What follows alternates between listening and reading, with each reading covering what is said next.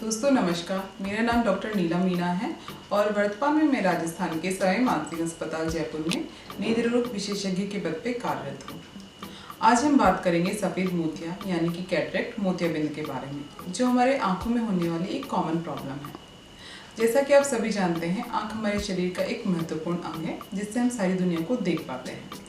जब भी हम आंखों से किसी वस्तु को देखते हैं, उस वस्तु की इमेज हमारे कॉर्निया और लेंस के द्वारा हमारे रेटिना पर फोकस की जाती है, जिसे हम कहते हैं आंख का पर्दा, और वह वस्तु हमें क्लियर दिखाई देती है।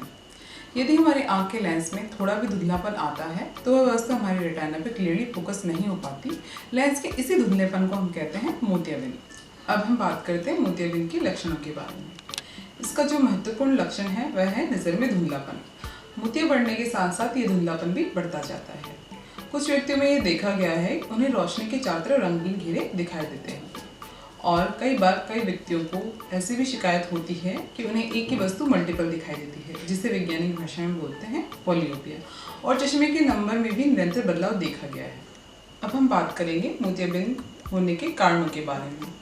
इसे होने के कारणों के आधार पर अलग अलग टाइप में क्लासिफाई किया गया है, जिसमें पहला होता है सेनाइल कैटरेक्ट, जो वृद्धावस्था में होने वाला एक कॉमन कैटरेक्ट है।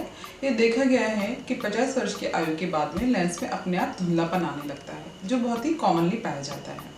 ये आयु अलग अलग व्यक्तियों में अलग अलग होती है, कई लोगों में पहले और कई लोगों में बाद में देखा जाता है। सेकेंड टाइप का कैटरेक्ट होता है ट्रॉमेटिक कैटरेक्ट।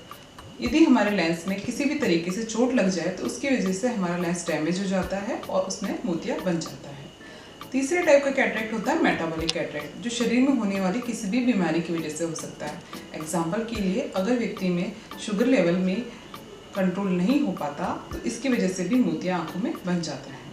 चौथे टाइप का कैटरेक्ट होता है प्रेगनेंसी में। प्रेगनेंसी में अगर किसी महिला में कोई इन्फेक्शन होता है तो उसके द्वारा भी उसके बच्चे में कैटरेक्ट होने के चांसेस बढ़ जाते हैं। पांचवें टाइप का कैटरेक्ट होता है डेवलपमेंटल कैटरेक्ट, जो बच्चे के जन्म लेने से युवावस्था तक होने वाला कैटरेक्ट होता है।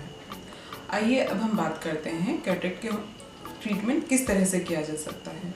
अक्सर लोगों से ये सुना जाता है कि इसकी कोई दवाई होती है जिससे मोतिया गल जाता है, तो ये सब एक मिथ है।